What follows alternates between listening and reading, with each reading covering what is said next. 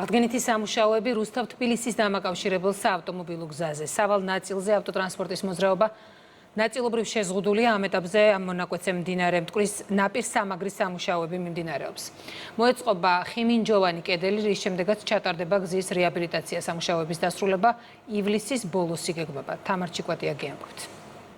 ეს ორთაჭალაა რუსთავი-თბილისის დამაკავშირებელი საავტომობილო გზის მონაკვეთი, სადაც ამ დროისთვის დაზიანებული ინფრასტრუქტურის აღდგენითი სამუშაო მიმდინარეობს. როგორც კი გაჩნდა ბზარები და საშიშროება იმისა, რომ ჩამოშლილი იყო აღნიშნული გზის მონაკვეთი, მაშინვე ჩვენი მხრიდან მოხდა პრევენციული რეაგირება, ჩაიკეტა ამ კონკრეტულ მონაკვეთზე გადაადგილება, შეიზღუდა ავტომობილების გადაადგილება ერთი ხაზით და დაუყოვნებლივ დაიწყეთ სამუშაოების განხორციელება.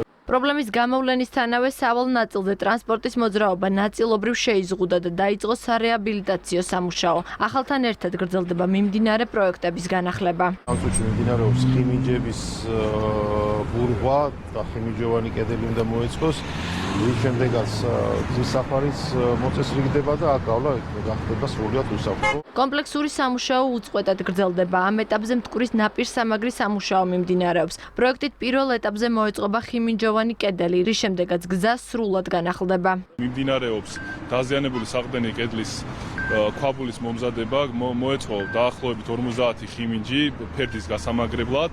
მიმდინარეობს ბეტონირების სამუშაოები და ვაწარმოებთ ხიმინჯების და კედლების მოწყობის სამუშაოებს იმისათვის, რომ აღდგეს მოძრაობა და მოხდეს ნაპირდამცავის კონსტრუქციების დაბეტონება. სამუშაო ივლისში დასრულდება. პროექტის ღირებულება 3.5 მილიონ ლარია.